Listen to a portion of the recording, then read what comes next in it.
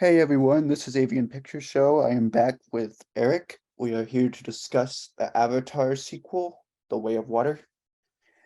It's been a while, but I'm hoping to get back into doing some more discussions. And yeah, Hello. you can tell that it's been a while since I've had to do an intro. It's been a few months, and I All didn't even good. perfect it the first time. Yeah.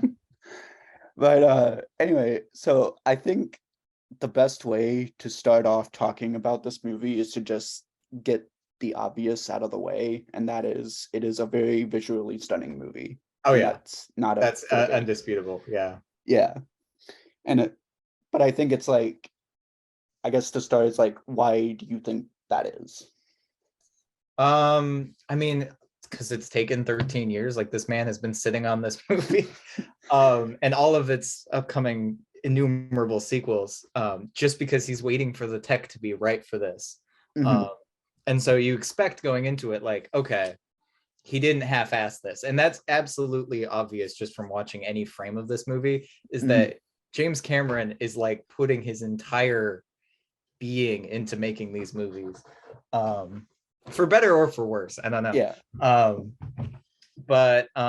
so like, yeah, it's visually stunning. There are several parts in it where I'm just like, I remember thinking like, I don't even want to begin to understand how they did that. Like, Hmm. especially a lot of the underwater stuff. Um, and just like how real the CG looks. Like, Hmm. um, although I do have a point I want to bring up later about that. Um, but yeah, no, it's so obvious that like he's pushing this tech as hard as it can go. Like this is the vanguard for this type of mocap, for visual effects, for everything you're seeing on screen. And I think it's worth it to go see it just for that, just to be like, wow, we're really that advanced with this stuff. Hmm. Well, I think what a lot of it is, because I've been looking up, like trying to understand like what all they did for this movie and for the first Avatar as well. It's kind of it's doing what Star Wars did for audio, but for visual, where they are Mm, literally creating new technology and cameras to achieve what they wanted to achieve. yeah. Like the camera used in this is like it's like made to give like a better 3D effect to VFX. Hmm. And so like they're like inventing new cameras and like these things are gonna like what it annoys me when people say that the Avatar movies aren't like culturally significant. But like no, these movies are gonna shape the way a lot of movies are shot from now on. Yeah, I think And when I people say that, they mean like, oh, there's no people don't make references to the movies or quote lines from it or anything. And it's like, yeah, I can recognize that, but you realize that Avatar, this franchise, it appears to be, that's kind of the less important stuff. Mhm. And its cultural impact is definitely more on the filmmaking side. So I can totally see why like a lay person who just, oh, I went and saw a movie and it was fine, Yeah. wouldn't think of it in that way. But you got to think about like literally without Avatar, the first one, we wouldn't have the last decade of movies that we had, Mhm. in between the two films, because literally every not every movie, but most big movies, I would imagine, had like little things like, oh, let's try to do even a tiny 1% close job of what they did on that movie. Yeah. Yeah. So, But yeah, and that's obviously not nothing. yeah, it's not. And I think that I mean, I guess I kind of disagree that it's not very like a lot of people, like you said, people say it's not cultural because people don't quote this movie, either of them, or I guess we won't know if people are going to quote the Right. sequel yet. But I mean, I think I've heard a few quotes. Like the line I hear the most is "You are like baby" from the first one. Hmm. I hear that one a lot, but Okay. Yeah. yeah, I don't know. I guess I think that they will, especially if Cameron does write this magnificent saga as he's claiming to be. I think they will start to become more culturally significant in that way. Yeah. And I just think that it's just kind of taking its time because again, it takes him 20 years to do these things. Yeah, well, and my understanding is that he shot this one and at least the next one like at once, which is kind Mhm. of why this feels like half a movie, even though it's also 3 hours, like it's crazy long. But Yeah. kind of, you know, when it ends, you're like, oh, that's it. Okay. Yeah. Well, he had to shoot a lot of it because he had to make sure that the kids didn't grow up by the Right. time Yeah. And I he know did they're the next planning to one. do at least five, I think. Although I think he's recently threatened to do even more. Uh, but but I think that's interesting. Kind of, you know, you think about how long it's been since that first one, and then oh, we're just going to start getting these every other year, uh, Yeah. which I think is a good pace. Like it's better than trying to do one a year, like Star Wars or Marvel, Hmm. because it still makes them feel special. Yeah. Uh, but I was thinking like with the because obviously people are showing out for this movie. It's probably going to be another like amazing like multi-billion-dollar record breaker. Um, Hmm. and I was wondering, would that have happened if it had come out in like 2013? You know, oh hey, yeah, Avatar, that movie from a few years ago. Here's the new one. I Yeah. think waiting and delaying it might actually have been kind of like a benefit to its release because you can almost look at it as like, oh, it's almost like nostalgic now. Like, oh, I Yeah. remember going to see Avatar as a kid, and now people went. I know I went out for the re-release, even though I didn't like the first Avatar when it came out. I went out to see it again when it came back to theaters because, yeah, if you're gonna see these movies, you should see it in a theater. Um, Hmm.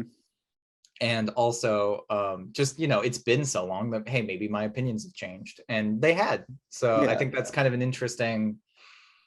I don't know. I don't know if that was intentional, because or if it was just, hey, you know, we can't figure out how to get water and a mocap suit underwater at the same time, Yeah. or yeah, a camera. Um, so like, I don't know. It's Well, a lot of it, I think a lot of it just is that it's that curiosity because it's like, oh, that movie I vaguely remember. mhm. Because like that's the number one thing I heard every time when people talked about the trailer of Avatar 2 was just like I vaguely remember what the plot was of the last one. Right. And so it's like it's just kind of like I think it would have worked with like any movie that you remember watching as like a younger as like a 10-year younger version of yourself, but you just and then they're like, "Oh yeah, we're making a sequel." Like uh for me, I just was reminded of a movie. Do you know Milo and Otis? Yeah. Yeah, so it's like we vaguely remember Milo and Otis. It was the pug Mhm. and the cat.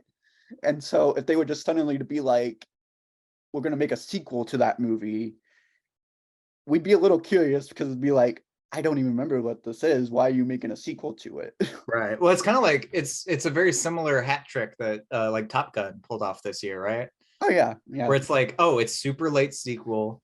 I maybe didn't really like the first one that much, or it's so long ago I don't remember. Um, and then you go and you show up and it's like, oh shit, this is like doing some really cool, like boundary pushing stuff for like a big blockbuster movie, which we don't really see as much anymore. So Yeah. so that and that's why like a movie like this is more special to me, like why I would want to go out and see this over like I don't know, the new Thor movie where it's like, okay, I know what I'm gonna get out of like a comic book movie. Hmm. Unless like, oh, they do something really crazy, like I would argue it Infinity War and Endgame were, and that's why those were so successful.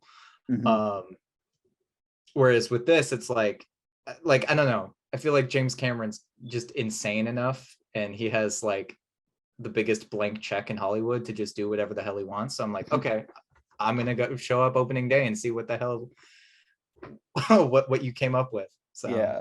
Well, I mean, the thing I'm kind of so it's like we already mentioned how he already shot like 60-80% of the next movie. mhm. And it's like he's over there saying that like, oh yeah, we have to make 2 billion before we break even on this one. At that, if you've already shot so much at the next one, you've already been paid for that. So it's like, why wouldn't you just approve the third one anyway? Right. You know? And so I think we will get the third one. And I'm Mhm. very interested to see because like this was kind of their trial run with all this new technology. So is the third one gonna still even look more realistic than this one does? Right. Yeah, I don't know. Because for me, it's like that was the thing I couldn't get over. It was like after a few minutes of watching this movie, your eyes just kind of glaze over and your brain just kind of accepts, oh yeah, James Cameron actually shot a movie with these giant blue people. Yeah. Because they look so detailed and real, and like even when they come out of the water, their skin's glistening. Mm-hmm. And all I can think of is like that poor computer that had to render this shit. Yeah, it's I don't know, like yeah, the visuals, they're not in question. The visuals Yeah. are just phenomenal. And if you if anybody has any curiosity of seeing this movie, watch it in theaters Mm-hmm. before it goes. Yeah. There is one I guess the one thing visually that did distract me, and I don't even know if you saw it in this aspect at your screening, Mhm. but did you notice the high frame rate? So I accidentally selected a 3D time. Mm-hmm. So for me, I don't know if I could have noticed it if I tried. Okay. Because you mentioned that before I went to go see it. So I tried to look at it, but then when we got there, they were like, "Do you have your 3D glasses?" And I was like, "Wait, what?" Because yeah, I went to a 3D screening, and I guess maybe for 3D, I just didn't notice it. Okay. Which I can get because 3D does kind of throw off my vision a lot of the time. So, Yeah. Well, I mean, um, it doesn't work for me, period, because I can only see out of one eye. So oh well, yeah, and we're both movie guys who talk about movies and love movies, but our eyes don't work. yeah. But yeah, so for me, I saw um, it huge IMAX screen, 3D and high frame rate. And Mhm, I don't know, for me, I found because it switches between I think 24 and 48, which we've seen experimented a few times. mhm, Um, but I just know some of the action scenes that were at that higher frame rate, your brain kind of, at least for me, immediately noticed it. Maybe it's because I'm a movie person and I've worked with variable frame rates, so I know like, oh yeah, that's what that looks like, and it looks weird. It looks like, you know, watching a sports like on TV. Um, but I haven't heard many like normal like audience members being taken out of the movie by that. So I guess it works. For me, I yeah, found it kind of distracting, but it wasn't like enough to take me out of the movie because all of the other like magic act of the CG, the mocap, just all the visuals kind of were enough of a barrier to pull me out completely. So yeah. I guess I have that as a compliment as well. um, so Yeah, I think my dad might want to go see it again, or mhm. not go see it again. He hasn't seen it yet. So if he goes, I'll probably go see it, and we'll probably see it regularly. So maybe it'll be different. But yeah, at least for a 3D experience, I did not notice anything with the frame rate. Okay. But yeah, so yeah, if you like cool visuals and you want to see a very immersive movie, Avatar: The Way of Water is the way to go. Yeah. So Uh, so should we move on to like the story? that's, yeah, I was gonna say all of my compliments for this movie kind of start and end with the visuals Yeah. because the story, like the first one, is okay. I guess I will say to start with, it's not familiar like the Yeah. first one. Like that was the main complaint coming out of the first movie. It was like, oh, it's just Dances with Wolves or Ferngully. Like I've seen this story before. Yeah.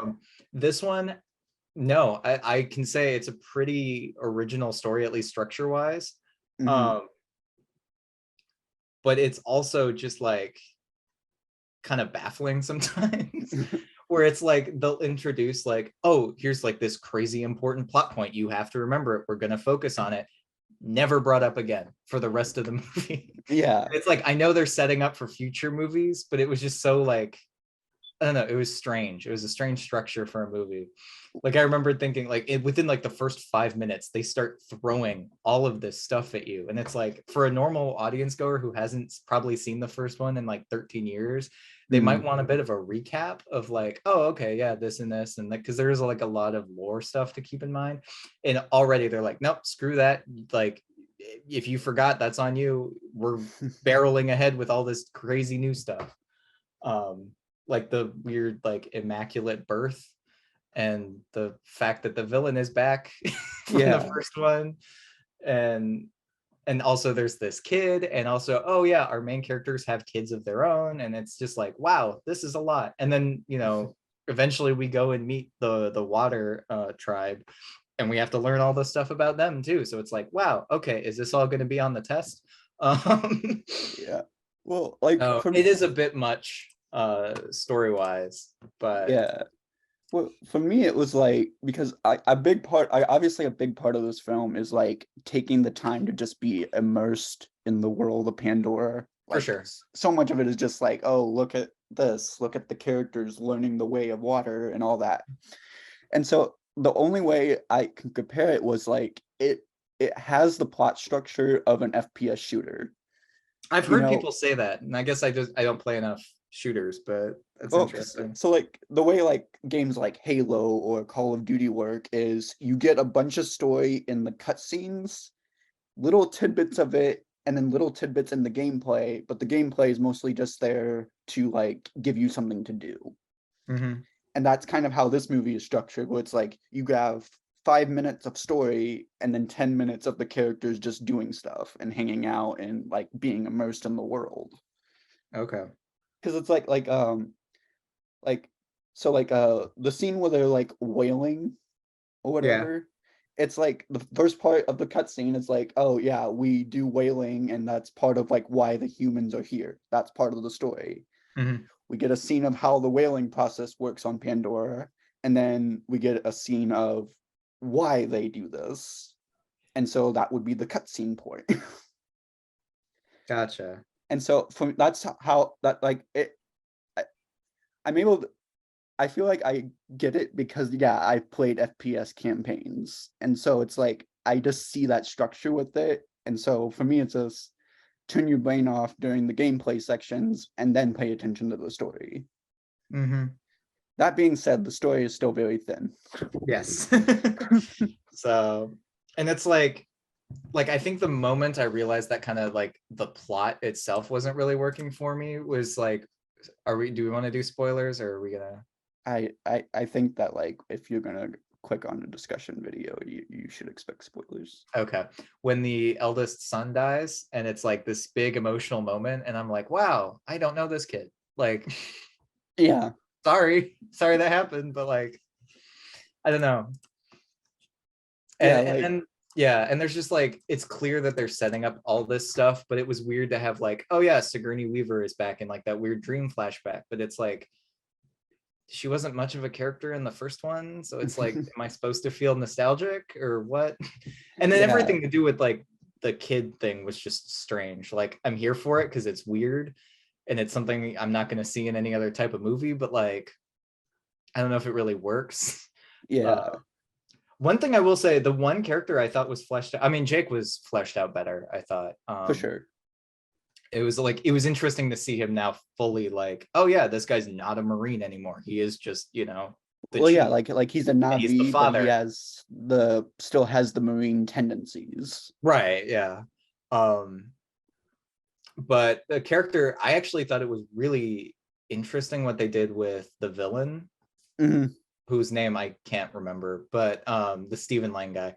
Um, just because like, one, seeing him in mocap, okay, that's different. And two, like, I don't know, his character goes some interesting places with like his relationship to the son, and like just some of the like, oh, I'm not actually that same person, but I kind of am, and like, what does that mean? Like, I don't know, there was some interesting like philosophical stuff going on there that I was like, I hope that gets developed in more movies, because like that would be interesting to see. Yeah. um but Well, yeah, other than that, like, I don't know. for me I, with sorry, go sorry, ahead. for me with the villain, yeah, he's an like a in the first movie and for a large chunk of this one, he is a very one-dimensional, over-the-top Yeah. villain. But I would argue that he kind of has to be that way Hmm. because I think when we watch these movies as, people, our natural instinct is to want to be on the side of the humans and not on the side of the Na'vi. Sure. So by having the humans be like unapologetically evil, it makes it that much easier to be like, oh, okay, yeah, the Na'vi are the good guys. Fuck humanity. Yeah. And so yeah, he's a one-dimensional dude, especially like in the first movie. But like I would argue that like he kind of had to be in order for this Right. movie No, to work. I can get that. And I was never bothered that much by the fact that, oh, this dude's like one note. Like I know that was one of the complaints. It's like, yeah, but he's a villain you love to hate. So like it works. Yeah, Um, and the fact that, okay, well now you have to justify bringing him back. And the fact that it does seem like they're doing a little bit more to flesh him out as a character. I'm like, oh, okay, I'm curious to see where this goes. yeah, So yeah, although, and I guess that's one other small thing. A lot of his dialogue was still pretty bad. it was um, 100%. and I think that's a big part of it too, is that I, I don't know, the script in both of these movies is kind of all over the place in Oh yeah, terms of like, yeah. What? Well, I don't know, like there's a lot of groaner lines. so one of the things that I liked about I guess both of Avatar 1 and 2 is like the environmental element of it. Mhm. And that's one of the reasons why I do respect James Cameron, not just as a director, but as a dude, because he actually does do a lot of donations and work for the environment. Yeah, for sure. Um, but I think that when you look at it from an environmental standpoint, these movies are a very good starting point to start that conversation, Mhm. which is awesome for like multi-billion-dollar blockbusters to do. Yeah. Because like one of my favorite, like I brought up the whaling thing. One of my favorite scenes is like when they do get that little vial of juice from that whale, Mhm. and it's like, and then they're like, yeah, that's all we wanted, and then they just discard the whale. Yeah. And I was like, yeah, we did that with whale oil, and we We still do that. we Yeah, still it's fucked do, up. and we Yeah. have whales on the brink of extinction, and yeah, we kind of suck. Mm. And Yeah, so no, I and don't I know. appreciate I would agree that was a really interesting scene for me. I was like, oh wow, like it's not like, oh, I'm not learning anything new about how horrible humans are, but it's like it's great that like someone is using this massive platform and this massive like, this movie's going to be huge, to kind of convey a message like that. It's not going to hit every single person, but at Mhm. least if a few people are able to like, hey, if they're able to look inward and be like, hey, this is happening in our real world, we should probably do something about it. Like that's, I can't fault him for that. I think that's awesome. So Yeah, yeah. So like for even for as simplistic as and straightforward as these movies are, I do still think that it is good that they get conversations like that going. for sure. At Yeah. least for the ones that do understand, oh yeah, we actually do this in our lives too. Mm-hmm. But um do we want to talk about so we talked about I looked him up as I was waiting for the invite. Quadrich. Okay. We talked about him. Do we want to talk about Sully and Neytiri since they're kind of the only other returning characters? Yeah. I mean, like the movie does have like a ton of like the little minor supporting characters. Like I think like Giovanni Ribisi was back for like a 2-second cameo. Yeah. Uh, but yeah, as far as our main leads, yeah, I did think it was a little weird how Neytiri kind of got pushed to the back a little Hmm. more. And I think that's because they had to focus on the kids more. They got to establish them. Hmm. But I thought that was like a weird, because she's so important to that first movie, that like, oh, she's just kind of there in the background. Is Yeah. like, eh, Like I don't know. there I was thought that was a little weird. times. But I guess in the exchange, we did get a lot more from Jake. Yeah. Um, and it was kind of interesting to see how, yeah, he now has to play that like authority role over the kids, and how he Hmm. used to do like the dumb reckless stuff kind of. Now he Yeah. has to be on the other side of that. It's kind of fun, in that kind of like Indiana Jones, like Last Crusade, Kingdom of the Crystal Skull kind of way. um Hmm. might not be a kindest comparison, but Yeah. but it's still there, and I still appreciated it. So Yeah. Well, I mean, um I think what it was like in the last movie, because in the last movie, Jake is a blank slate. yes. Even all the other characters tell you, hey, you're a blank slate. And so we never really get to know much about Jake. And so I think that that's kind of what it was. Because in the last movie, we learn a lot about Neytiri. She's basically like the real protagonist of the last movie. Yeah. And so I think that that's kind of why they did trade it off, because it's like, all right, now Jake has gone through an actual experience beyond just what happened to him on Earth. And so I think that that's why this time we had to be like, all right, let's learn more about who Jake is.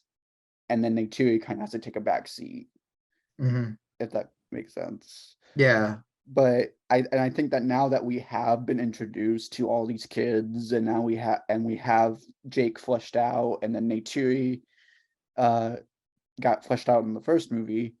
I think that the third one is going to be a lot better in terms of characters, because now everybody has been established and has a place to go. Yeah, and you could definitely tell, like with some of the human characters, there's some of like that other tribe that they meet up with. You Mhm. can tell some of these characters are like, oh, hi, I'm here. Here's who I am. Okay. Um, they don't really do much in this story necessarily, but you can tell that they're probably going to get fleshed out more Mm. as the series goes on. So Yeah. like Jermaine Clement in this, who I didn't even know he was in it, and it was distracting Mm. when he showed up.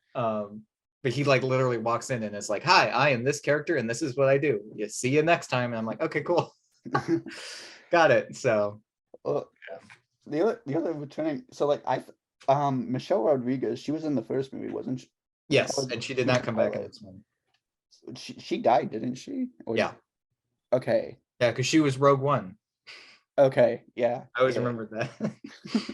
Cause yeah, cause like I was like, when she didn't show up, I was like, I thought you survived the last one, but I guess not. So I don't know. Um, but yeah, I think that now that all the characters have been introduced and fleshed out a little bit more, I think that now for the next if for the next one, and I do think we will get the next one, it will be a lot more plot driven Yeah, and character driven, I should say. yeah, because I Because feel like that is still the weakest point of these movies. Is like, okay, we already know the tech is great. You already have us all kind of like along for this ride. mhm, This third one is probably like that's going to be the breaking of whether or not, oh, we're going to make more, or can it. Which I don't know if even Disney has the balls to say that to James Cameron, but we'll see. yeah, um but so I think, yeah, the third one is going to be where you need to really right the ship as far as the plot, makes like just make it more compelling and make us really care about the characters. Because yeah, I think you already, we've already seen how cool the effects can be. And obviously I don't expect the effects to like suddenly drop off. yeah, They're still going to be amazing in the next one, I'm sure. But I think you need to kind of even out the scales there. And if you do, I feel like, that could maybe push at this franchise to actually be something more than just, oh, it's a pretty tech demo that I go and see every few years when it comes out. So yeah, yeah. is he clearly loves this world. Like there's like I read he has like an 800-page document just full of random notes about like the biosphere of Pandora. And it's like, Yeah, okay, cool. Like we've seen it, but we don't really feel it in a lot of ways yet, I think. And so I feel like once that story gets fleshed out, hopefully. yeah. Well, I Um, mean, and like I think from a visual standpoint, he has created this very beautiful world and stuff. But the one mhm, thing I do want to see more of is I just for the world building elements of it, I do want to see more of like what the Na'vi do in their spare time. Do they have sure. any sports that they play? Or is all that they do is just hunt and worship Awa Hmm. And then go and, fight and then go humans. fight? It's like that's one of the weirdest things about the moments where we're just supposed to be in the moment with these characters, is like we're seeing them swim around, but I'm like, is this what you guys just do all day? Right. Like what do you Like it's do? cool to see, but like some variety. I will agree. And in both movies, I think they're kind of cool to start with, those sequences, but Mhm. after a while they do drag on a bit too long, and it's like, okay, can we do something else, please? Like, Yeah. um although I will say in that regard, both movies do have that moment, and I think it's why I want these movies to do better with the story side, is because there is a point in both movies I can remember where something happens, or like, oh, the humans do something horrible, and you're invested, you're like locked in, you're like, okay, I want to see these guys pay for what they did. um and knowing that the movie has that hold over you is like, okay, it is working more than just, oh, pretty pictures. um Mhm. and I think that's like, that's the route that, let's follow that, I want to see more of that. So, Yeah, yeah, but and in both cases those events are directly tied into the environmental angle, which also helps strengthen that stuff as well. yeah, um, That being said, too, I think my favorite character in the whole movie was that big whale. oh, the whale. Yeah. I saw this like really funny video. It was like asking the questions that need to be answered, and it Mhm. was like, if the whales are so intelligent, can they consent? And I was like, Bud, why did you have to bring that up? Why did you have to put this question in my head? But yeah, yeah, the whale. He's- I. So wait, I can't remember the son that died. He was the one that was not the one that was connecting with that whale. no, that was the younger son, Okay, who because I thought was a little more interesting as a character, yeah, I mostly thought through the bond with the talking whale. yeah, I thought him and Kitty were the more interesting of the kids. I mean, They were the granted, standouts, yeah. two of them were two of the kids were like 2 years old, so I don't really expect much from them. Right. But I was, yeah, when the oldest one died, I was just kind of like, you said it earlier. It's just like, Mhm. oh yeah, you died. Oops, sorry. Like I would have, I I can't say that the other kid should have died if anybody was gonna die. Right, no, because I you can tell they're setting up an arc for that kid. Yeah, um so, but just to flesh out that the brother more, yeah, if that was going because to be the end of his arc. So, the only scene I remember of the older brother was when his younger one is getting like beat up by the right, yeah. water tribe kids. Mhm. And so I that's the only scene I remember. So it's like, yeah, he sticks up for his brother. That's what I expect of an older brother character to do, unless he's supposed to be an asshole. But that's the only scene I can remember of him, and that wasn't really enough for me to be like, oh no, he died. Right. Um one of the things I wish we would have gotten to see spend a little bit more time with was the like guerrilla war that was being fought at the beginning. Oh yeah. Just because I don't know, it was kind of I like the dynamic of seeing Jake have to balance between being a war general and being a dad. But Mhm. it feels like that once you go to the water tribe, that element just kind of gets dropped. Yeah, I remember thinking like, oh, we're eventually going to get back to that, right? Like that'll be the end, and it's like, nope, that'll probably be the next movie. And that's kind of where I feel like it feels kind of like a part one, part two kind of thing, which Mm-hmm. isn't bad because it still holds. I think this movie kind of still holds its own as far as its plot, Mm-hmm. um, in the way something like a Deathly Hallows Part One or an Infinity War does. Yeah. Um, and it is good. I think that it does leave you wanting more. Mm-hmm. Um, but I don't know. I just, yeah, at the end of the day, it is just, oh, it's another Avatar sequel or another Avatar movie, and it's like, yeah, okay. Yeah. It's pretty, it's, visually fantastic, and it has a lot of cool like smaller things in it, thematically or just about it.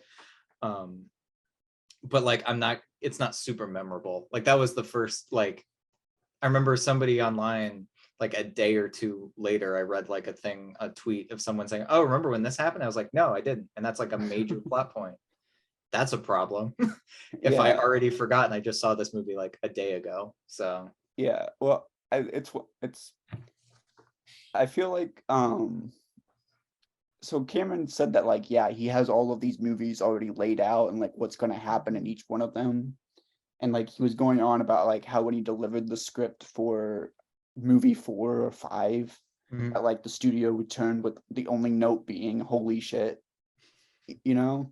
Yeah, which that And could mean a so lot of things, but well, and so I'm just like I'm really I think that if he does get to go the full mile and finish up all of these that he has planned, I feel like that we're gonna appreciate Avatar in the same way that we appreciate a TV show, where it's like it's the whole project, not just the individual movies. If that Mhm. does that make sense? Yeah.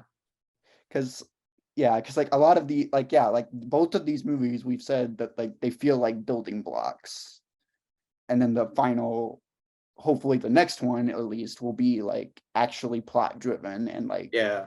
building out what the grand story is going to be. It might even be comparable, and I just thought of this, to like when Harry Potter was coming out, Hmm. and how those were kind of like, yeah, they have like main stories, but a lot of those movies are kind of just hanging out with these characters Hmm. and being in this cool fantasy world. And then as they kind of get closer to the end, like more of like the stakes kind of fall into place, and then by the end of it, you're like pumped and ready to see it, kind of how it comes all to the conclusion. Yeah. And maybe that's kind of what this is doing too. And I think, and that's something I actually also appreciate about Avatar, is that it is attempting to be a franchise, and it is like exclusively a film thing, right? Or at Yeah. least like original. It's not based on anything. There's not source material you can be like, oh, that was different in the book. Like it is its own thing, and it's not relying on like the name recognition of having read the book or having played the game or whatever. And I think that's really cool. I think it's commendable because we don't really have that many franchises like that anymore outside of like Star Wars.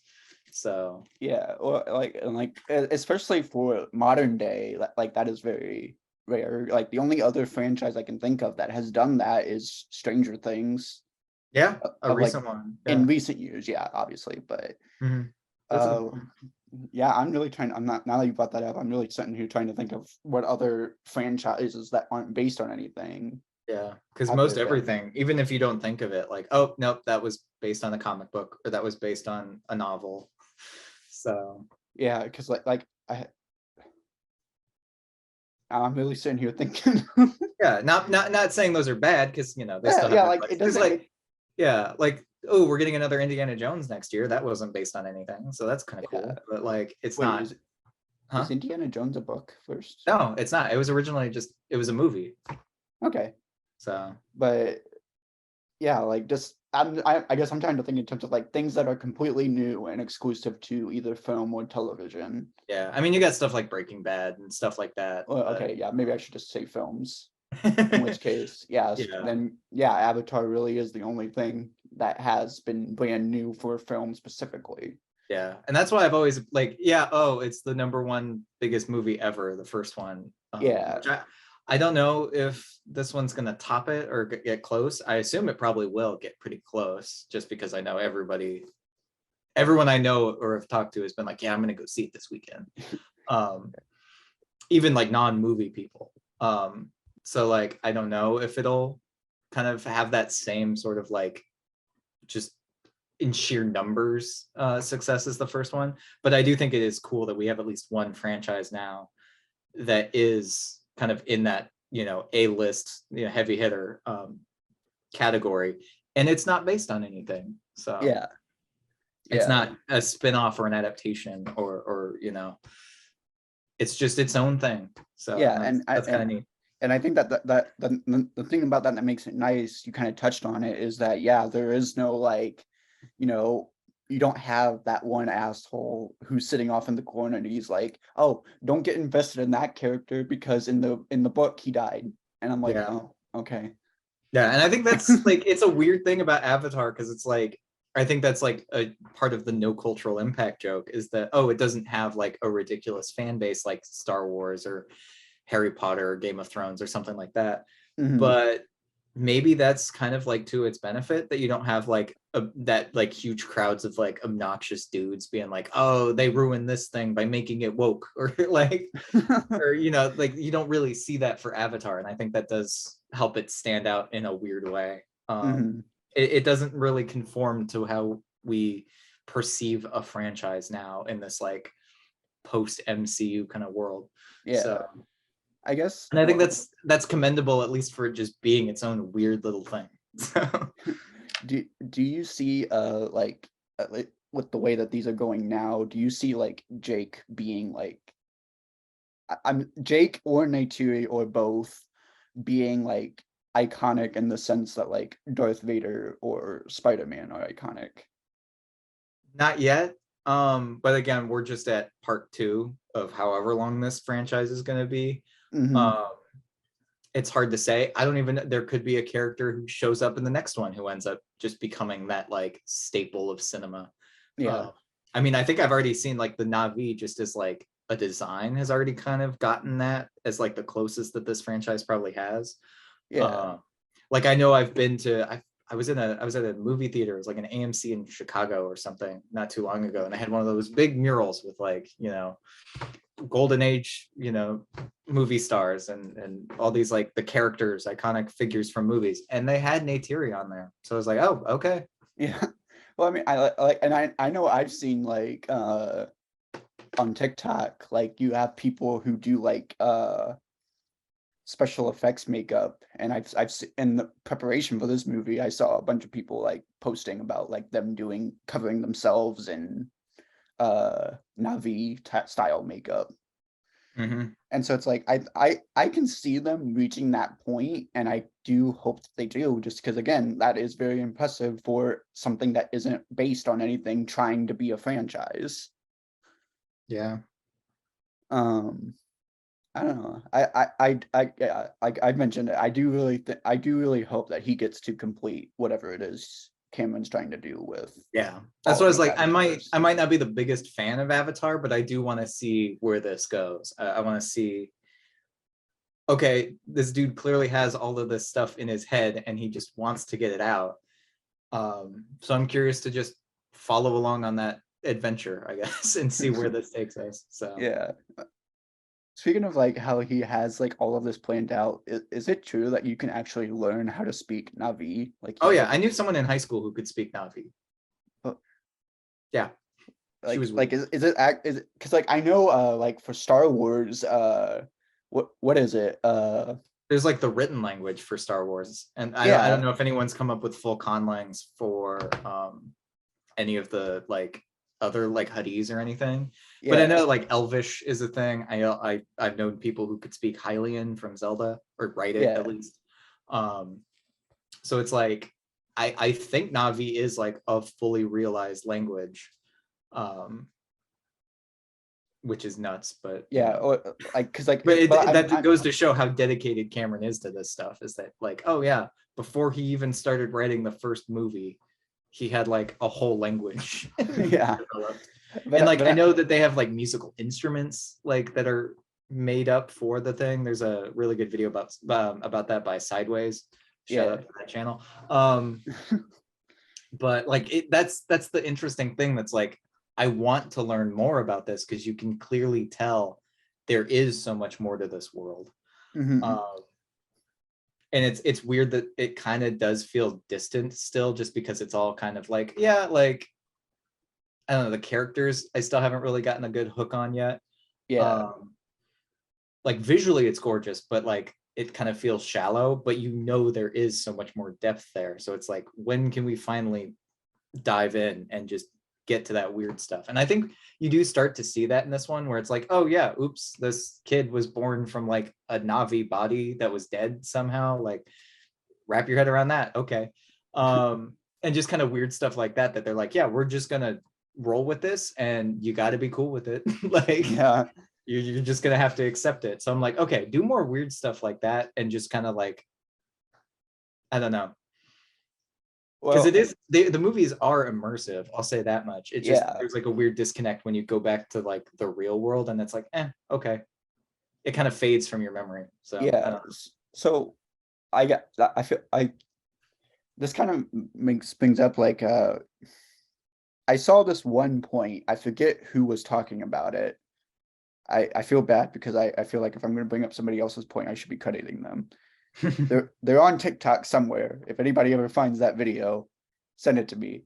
But this point that one person made was like, and I think it's worth debating on, because like we've been talking about like from a character standpoint and like where we see the characters going. One of the ways that this random dude put it is maybe could we consider that the story is more about Pandora and the Navi people in general, and Jake, Neytiri, the kids, and all of them are kind of just like pawns in that story. Sure. Like, I don't know. I I mean, they thought it was kind of an are, yeah. I thought it was an interesting way to think of it because it's like, yeah, like as much time as we spend looking at how beautiful Pandora is and how the humans are messing it up, it's kind of like if I think it is worth entertaining the idea of like, could this just be a story about them, like just the general population? Sure. I think the only trouble is we don't really see much of the world outside of those main characters. True. At least not yet, though. So maybe Yeah. we'll see. I don't know. Yeah. Well, again, and I think a lot of that does come down to what we mentioned earlier of like seeing more of what they do in their spare time and all that. Hmm. Like, who knows? Maybe in the next movie we're gonna discover that there's a Fire Nation and they're gonna have this big Olympic Games amongst the Na'vi. Sure. Just do some weird stuff with it. And I feel like eventually we'll get to that point. Yeah. Like I wouldn't be surprised if we end up getting like a Disney Plus show or something like some spin-off stuff. Hmm. But at least Well, for the time being, I'm okay with it just being these weird little you know, every now and again, boom, huge movie comes out. Okay. And then it kind of dies down again. So yeah. Um, yeah. yeah, I hope that It's a they, it's a unique little thing. I'm not like in love with it, but I think it's just cool to have around. yeah. I do hope that like they let him finish it before they try to do like a comic book series or a TV show because it's Right. like, yeah, no, I think that as much stake as Cameron has put into these movies, let him finish the and then let other people try to expand on it. Yeah. And I'm also hoping too they do let him finish out to 5 or however many films because like it would be really weird and maybe kind of sad if this was just like, oh, yep, all right, we made it like halfway through the story and then you know the guys in suits were like, yeah, no more of this. Yeah, it gets the DCEU treatment. Yeah, which I mean, I can kind of understand from that perspective because these movies are crazy expensive, obviously, just looking at them. Yeah, Um, and that's why I'm like, hopefully the third one fleshes out the story better because, like, otherwise, I do think that could be he could run into that risk more. Um, so, and I appreciate it. It seems like because I know like this, the first one I think he wrote just by himself. This one had like a couple of writers, and I looked up who the writers were, and they were all pretty like legit sci-fi like movie. Like they had decent pedigree. So it's like okay, he's trying to get the stories a little more rich, and hmm, he's getting the like the right people it seems. So hopefully it goes well for that. But because I do think James Cameron is a very interesting. He's like one of the closest I think we have to like a big name director still. Like people don't really go to the movies anymore off the name of like, oh, it's this guy is making it. Like we do, yeah, but like most people don't. yeah. Well, So for me, like a I've al- Tarantino or a Spielberg, like someone people are still going to go see those movies because it has those names behind it. yeah, Um, so and if James Cameron wants to use that currency to make these weird blue people passion projects, then go for it. well, for me, like James Cameron, he is like the Christopher Nolan for digital VFX with these Mm, movies because Chris Nolan's over there pushing practical effects as far as he can, and then yeah. Cameron's over here like, how far can I push digital effects? Mm-hmm. And I Oh, think that's a that, good point. Yeah. yeah, and I think a big reason why Avatar 2 was so expensive was because he was developing these new technologies for motion capture and cameras. So I would think that the follow-ups would be a little bit cheaper because like now the technology is there, he made it. Yeah. So maybe that would be like the selling point to the guys in the suits because it's like, hey, we've established them now and we have the technology to do it. Let's do it. Yeah. I mean, I that is a good point. Yeah. Like we'll see. And especially because I believe I'd read somewhere, and I don't know how true this is, but I read that they basically shot this one and at least the next one and maybe 4 and 5 as well, kind of all at once. Mhm, Um, so maybe that's why, oh, this one was crazy. Like, budget for basically shooting 4 movies at once would be ridiculous. mhm. But, you did it the one time and then, oh, now we can just kind of finish up the VFX for each one and ship them out kind of as they're ready. So it's a weird structure to make a movie, or a series of movies, but hey, why not try something crazy and weird when you have James Cameron money?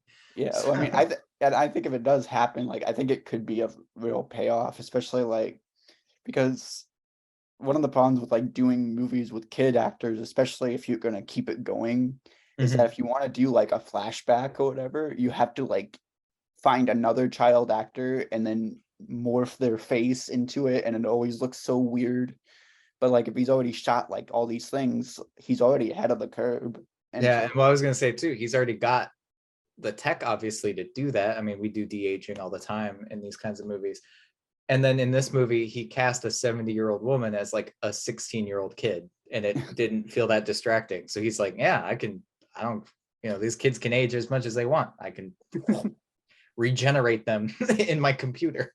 yeah, well, I mean, again, that the other possibility that we should consider is that James Cameron is actually growing these Navi aliens in the basement. And that's why that's how he did it. Like he actually like, hey, Sigourney, before you leave for your last shoot day on Avatar 1, I'm gonna need a blood sample real quick. Yeah. Need to grow something for the next movie. I don't know. But I don't know. I think I feel the same way that you do. I like these movies for what they're trying to do, and I'm interested in them for that reason.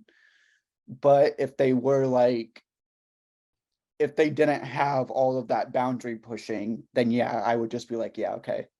Right. It's the blue people. Yeah. And now we've seen the crazy things you can do with your computers. So now I'd like to see a little more in other ways. That. Yeah. Yeah. So either in story or some crazy other new innovation that I have no idea what. So yeah. So I guess to close, how would you rate this Way of Water? See, both this and the first one are really hard to put on like a grade or a number scale or anything, because it's like when you're in it, when you're watching it, especially if you're watching it on like a huge screen or just like at a theater, it's like the coolest thing ever when you're there. So like I might have to abstain from giving a rating because it's like I don't know. I think for the way I would do it is like, in terms of the likelihood that I would actively watch this again, like sit down and watch it, I would probably say like maybe a 4. Yeah, I'd say that's probably pretty close. But then in terms of like letting it play in the background as I'm cleaning and like glancing up and being like, oh wow, that's such a beautiful shot, I'd probably give it like a 9. Okay. Which isn't, a high compliment. I don't think, oh, I'm going to put this movie on in the background. Like, yeah. That's usually a backhanded slap in the face.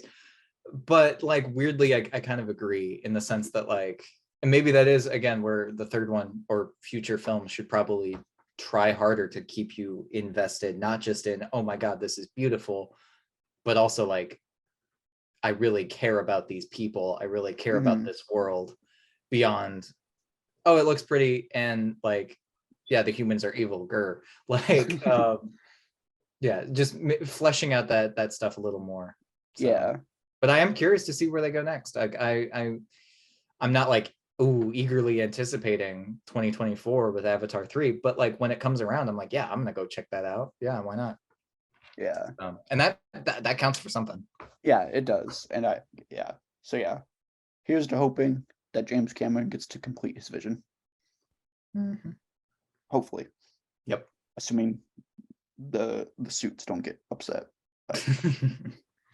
Anyway, we're gonna close out there. And if anybody watching this has anything that they wanted to say, be sure to go down in the comments with a time code of the point you are addressing. And we will talk next time. Probably, I don't know, maybe the Mario movie. Hell yeah. Actually, is it weird that I'm actually looking forward to that? I'm honestly weird that I'm looking forward to it because I've only ever played one Mario game, and it was the damn soccer game. So yeah, who knows? Maybe that's what we'll do. We'll do the Mario movie as a discussion. Yeah. All right. All right. Well, see you all next time. Adios.